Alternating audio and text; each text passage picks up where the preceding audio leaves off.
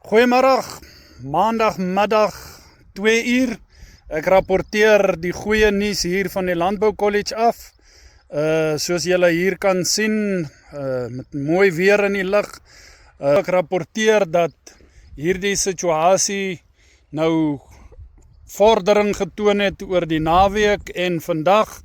Soos julle hier kan sien, is hulle besig om hierdie gat nou finaal toe te gooi.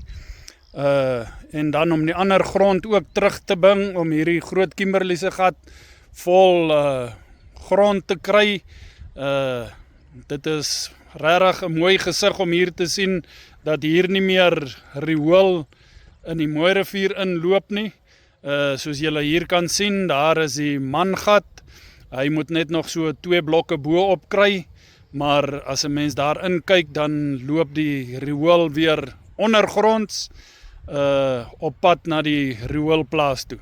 So as julle nou 'n bietjie verder kyk hier na die bokant toe, is dit darm baie beter om te kan rapporteer dat net hierdie grond moet nou terugkom en die rehabilitasie finaal gedoen word en die rivier van riool wat in die Mooirivier ingeloop het, kan julle sien is droog hier en dit loop nie meer nie.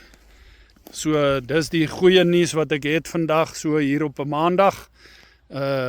As julle hier afkyk, kan julle sien hierdie rivier van riool wat die heeltyd in die Mooirivier ingeloop het.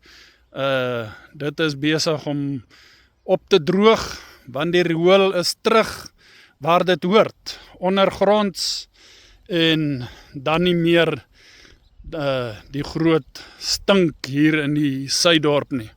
Dit sal egter maar nog 'n rukkie bietjie stink, so nou en dan as dit reën, want soos julle sien, hierdie rivier is maar vol riool en vol afvalprodukte, en as dit reën, kan dit weer bietjie stank opjaag, maar die goeie nuus is, die riool is nou weer onder die grond, en ons kyk volgende, waar kan ons die riool nog stop en water reg kry hier in die Suiddorp. Baie dankie vir die geduld.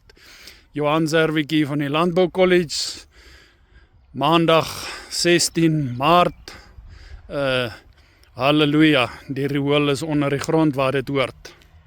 Geniet die dag verder.